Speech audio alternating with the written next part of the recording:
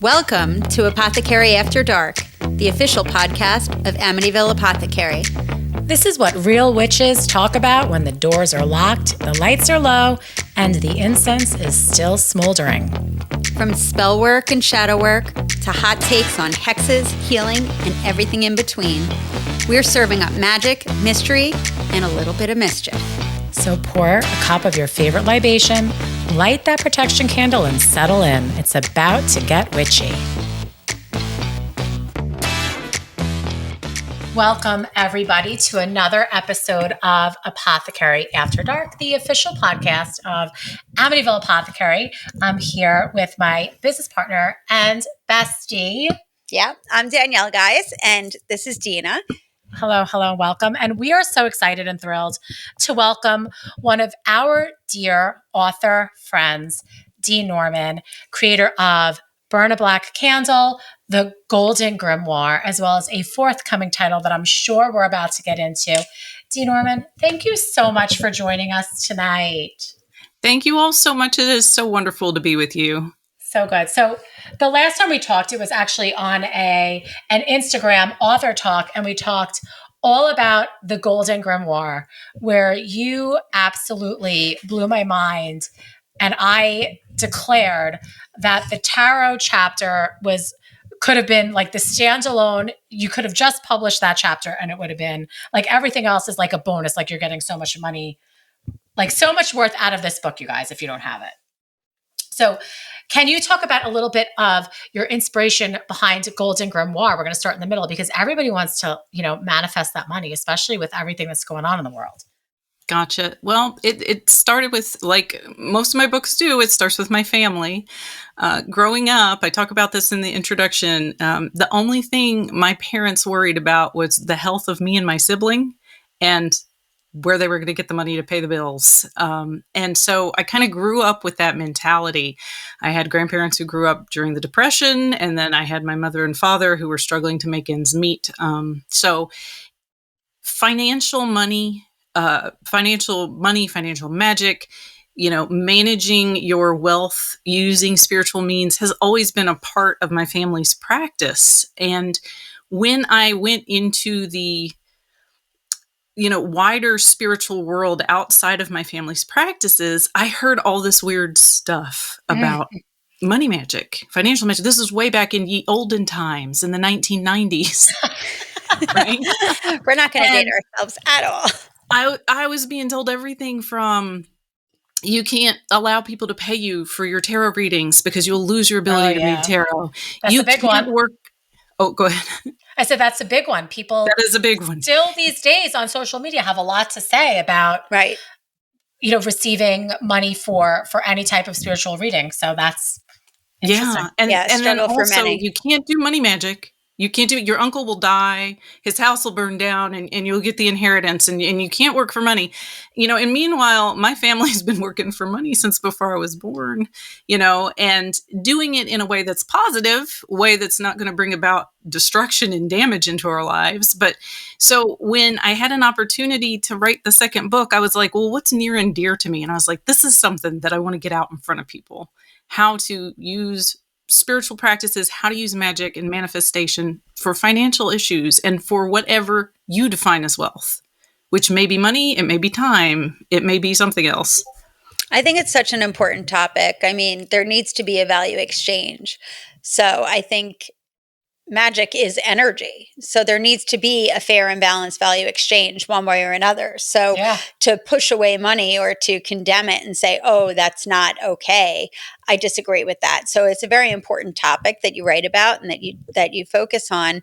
And I think, money does make the world go round. And right now they come in, our customers come in and they say, I really would like to manifest abundance in my life. And that's financial, it's blessings, it's joy. It comes in many forms, which are all included in this Golden Grimoire. It's become a gift that I love to give to people in my life. So thank you for writing it. Well, thank you. So now shifting to Burn a Black Candle, we are big fans. We're actually literally burning a black candle right now. Yay. We also have a white one. Yeah. We're huge candle magic witches here at the Apothecary. There's not a day that goes by where there aren't multiple candles burning in all corners of the shop. So I'd be interested to hear some of your traditions coming from your Italian background, but then also just some basic sort of tips and tricks that any witch could sort of bring into their practice. Ooh, okay. So first of all, the black candle, and this is speaking from my mother and my grandmother's perspective and what they told me when I was growing up. That is like, they wouldn't use the term, but that is the panacea. That can fix everything. That can fix evil eye issues, unsettled household, negativity, everything. And the concept there is that the black, it absorbs all of the nasty stuff. And then it gets drawn up the wick and burned away by the flame and purified by the flame of the candle, which I just think is absolutely amazing because it gives you a very concrete thing to focus on. If you decide to fire up a black candle at your house, you know exactly what you're doing. You're absorbing that negative stuff and having it all burn away. Hold on.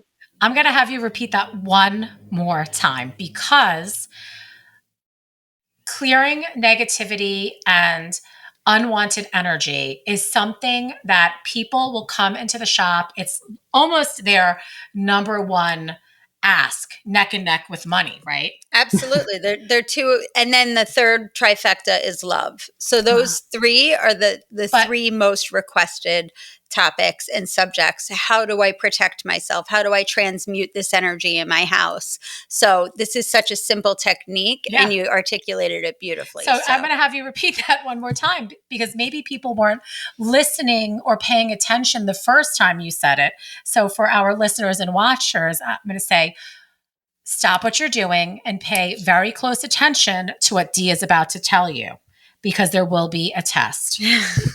So for those of you in the back that may not have heard, the idea, the concept behind burning a black candle to eliminate negative or disruptive energy in your home is that the black candle absorbs the energy that you do not want. And that energy, it gets drawn up the wick with the melted wax, and then the flame burns that energy away and eliminates it.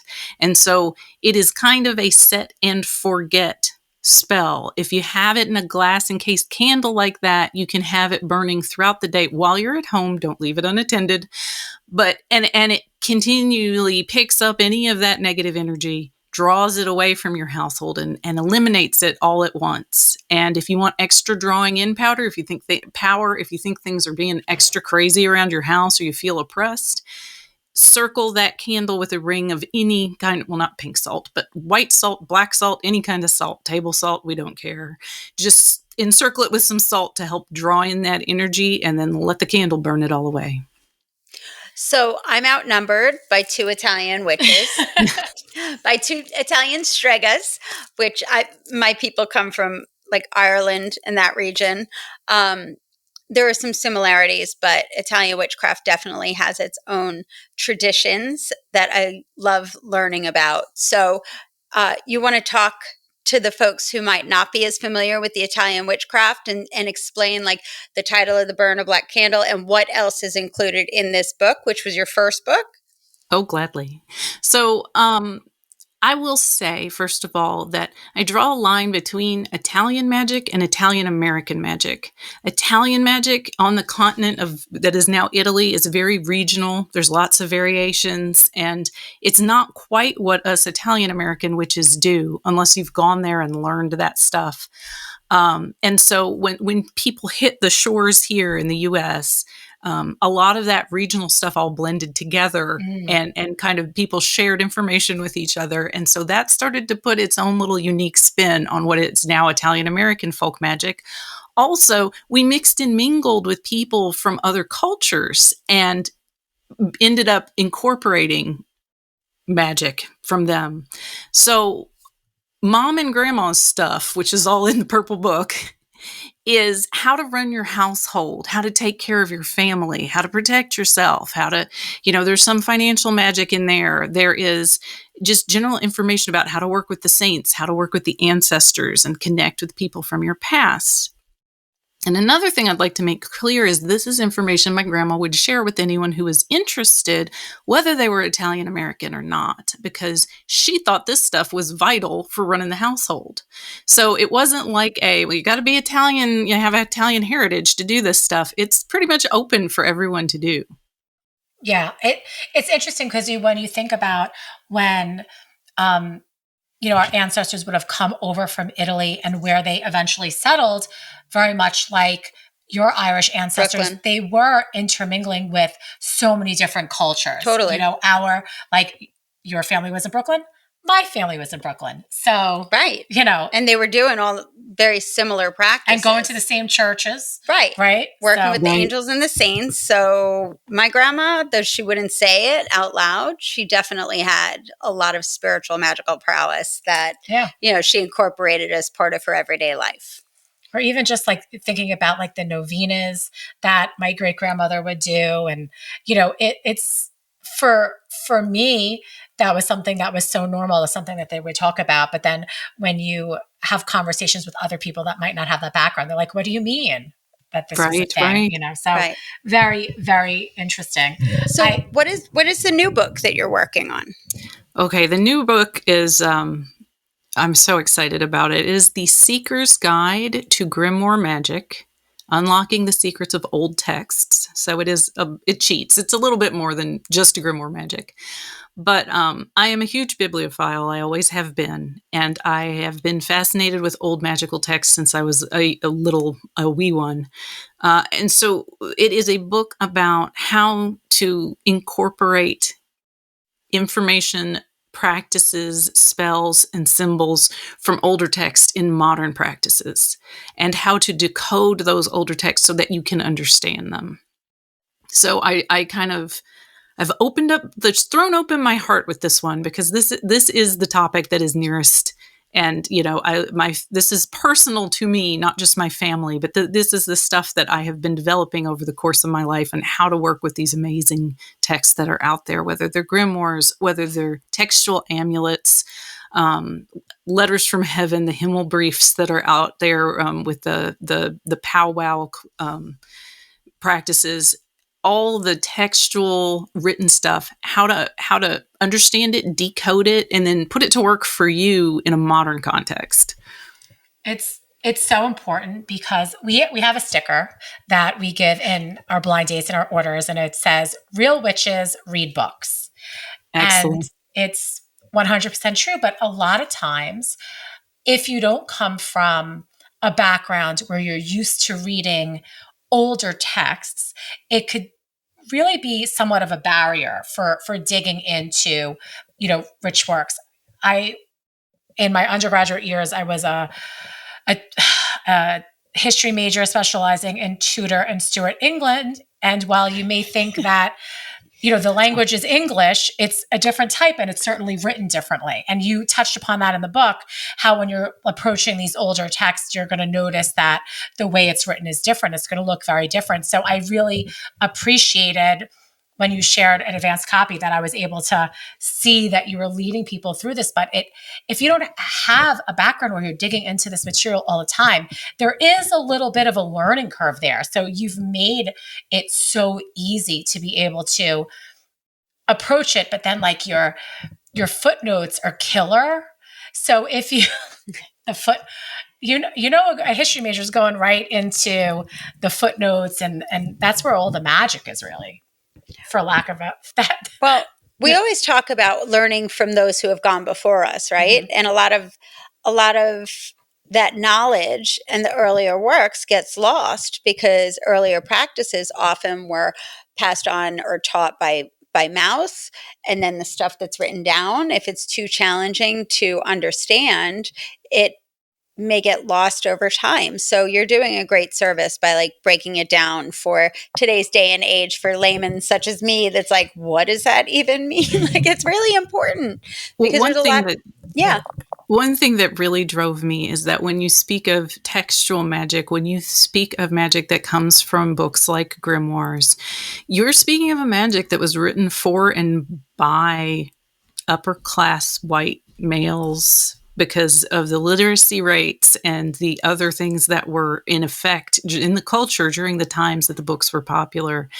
And some of that seems to have filtered down into modern practice. While there are many more male practitioners and that are delving into grimoire magic, and not as many, at least not as many women writing and talking about them, and not as many people as of color being involved in a lot of the grimoire tradition stuff that's out there right now. And the other thing that drove the book is that I wanted to throw open the gates and be like, hey, this is for everybody. This is part of our magical heritage, our magical history. And I want to rummage through the coffers of our magical history and reappropriate all this stuff that there's been a gate between us and it for so long, and say, come on, everybody, run in with me and let's see what we can find and what we can use for our purposes. I love that, because I think especially right now, it seems that, in an effort to understand ourselves and understand our magic, where, I have Italian, in my ancestry, so I'm going to go with the Italian magic, and then you sort of get these blinders on. But it's interesting because when you are talking about any other discipline, you're not so pigeonholed to just stick on one path. When you're learning, right? When you're learning music, you're not only learning the music of one particular place, you're learning the history of all the musics, and you're starting with Bach and you're working all the way through, and so I think that your work is an incredible evolution to where magical practice needs to go. Yeah, I think. I agree. Thanks for saying that. Is very sweet. I certainly hope so, because it is true that we have to use caution with certain practices, and we do not want to appropriate, and we do not want to steal from cultures that we fully do not understand. And I'm behind that. But I also think it is important that we learn from other times, other cultures, other places, because it's all part of our human history.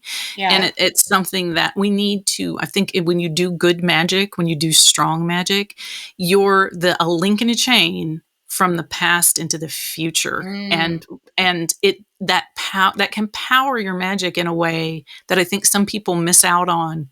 They think I'm here and now and you are, but you're holding hands in this chain that goes all the way from the beginning of humanity all the way into a future we cannot know.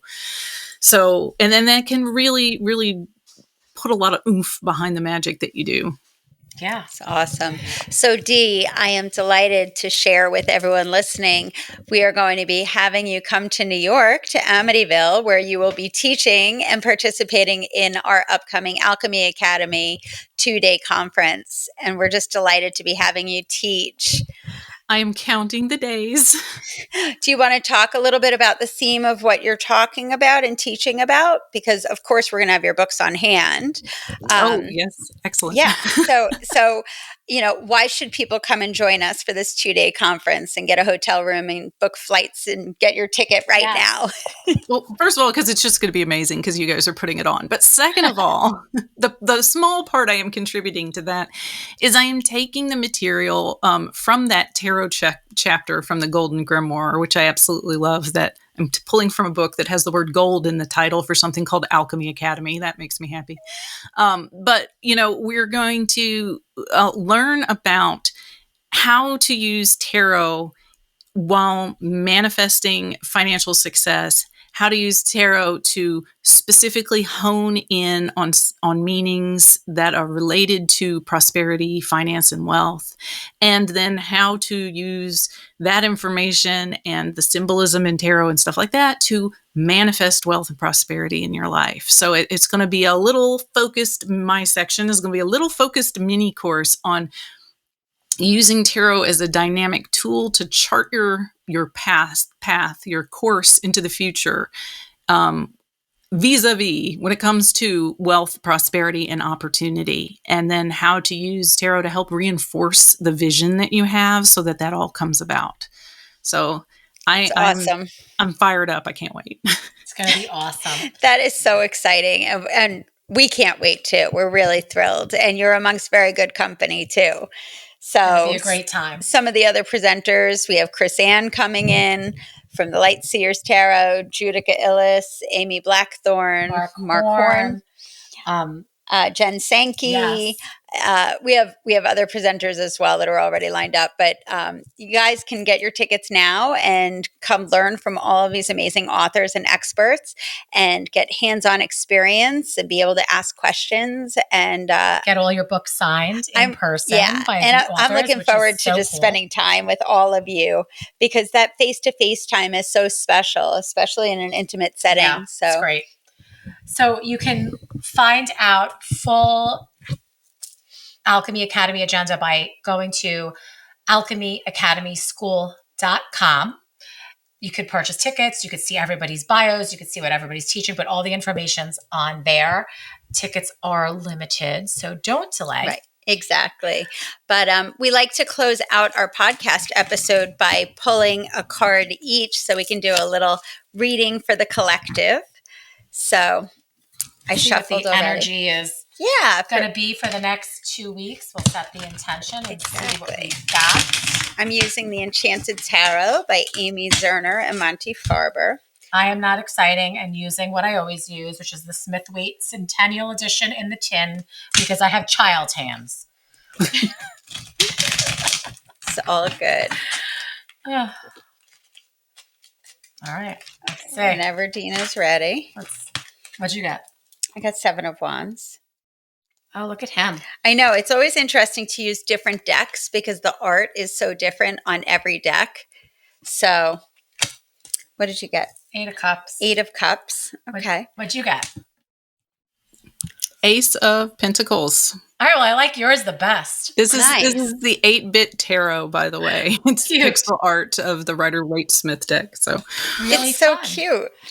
So the art of this is very beautiful and rich. So his wands are all on fire and he's standing on top of a rose and like it looks like the sun is coming up. So, you know, he's standing his ground and in like he's holding his place. He's earned his place and he's standing tall, ready to like protect himself. But, you know, he's observing, but he's actually just like at ease right now, but strong if he's challenged. But I like the beauty of this card because there's the softness of the flowers. Like he's not an aggressor, but he will hurt you if necessary. Yeah. I mean, piggybacking your 7 of Wands against the 8 of Cups, you know, it seems that, you know, holding the energy of the 7 of Wands for any extended period of time is going to leave you a little bit emotionally exhausted. So that's sort of like when I looked over and I was like, what'd you get? Because this is what I got. I was like, oh, okay. Yeah, it does. But it also is giving against your Ace of Pentacles, sort of like this. Sometimes we need to stop like dying on the hill of our ideas and just like walk away from it and let it go in order to have new opportunities. Yeah. Like in what ways are like our old patterns and like the things that we're constantly fighting for because they're somehow important to us, even though they're really not important, are like blocking us from like getting new inspiration or like, I don't know where you guys are going with this, but that's where I was going. Yeah. I mean, I'd like to hear what Dee says, but I see this guy walking away from the cups. Like he's like, all right, I'm not going to fight anymore. I'm just going to like take the stuff that's most important to me and leave the rest. Yeah. And then the Ace of Pentacles is like new opportunities. Let's go see what's on the horizon and start anew. So yeah, the roots of the power of earth, right, is often what this card is called. And when we speak of the earth element, right, we're speaking of health, wealth, but we're also speaking of our environment. And the aces are potential energy. They're the seed that's deep within the ground. And so when I pull this card by itself, I often think that this is the card that is saying that there is the potential there, the fuel there to drive you to manifest something in reality that you really, really desire.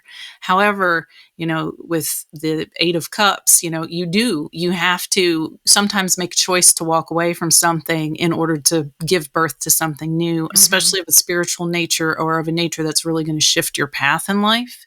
So I think all three of these cards go together really well. Yeah. Really Absolutely. interesting. Because I think as human beings, we're such creatures of habit. And sometimes it reminds me of that saying, would you rather be right or would you rather have peace? Or would you rather be right or would you rather be happy? Sometimes you get stuck in this, when people are coming at you a little bit, you stand to defend, even if it's not even something that you want to defend. Right. But it's just habit. Yeah, but then how much that energy of being in your habit does block the potentiality of newness because there's no room. Mm-hmm. Yeah. So. Well, thank you so much. I hope that this resonates with everybody listening. Dee, where can everybody find you on the internets and the social webs?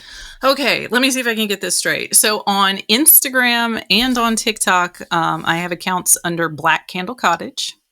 But I have started a new account on TikTok called Liminal Reader, where I do a bunch of lives and do a bunch of tarot reading stuff too. And I don't ask me what I'm doing with that. I don't know what I'm doing with that. I'm having fun with that. Perfect. So I wanted to focus more on my tarot reading stuff for a while. So there I am. But that's where you can find me. And of course, you could find Dee in May at Alchemy Academy. Dee, thank you so much for hanging out with us tonight. We had so much fun. And thank you so much for having me. Seeing you soon. See you soon. Bye, everybody. Bye. Take care. That's all for tonight, witches, but the magic doesn't stop here. Be sure to follow Apothecary After Dark wherever you listen to your favorite podcasts. Leave us a comment or review. We'd love to hear what's stirring in your cauldron. And you can always find us at shopamityvilleapothecary.com or at Amityville Apothecary across all the socials. Until next time, keep your wards up, your wands at the ready, and your spell work sharp.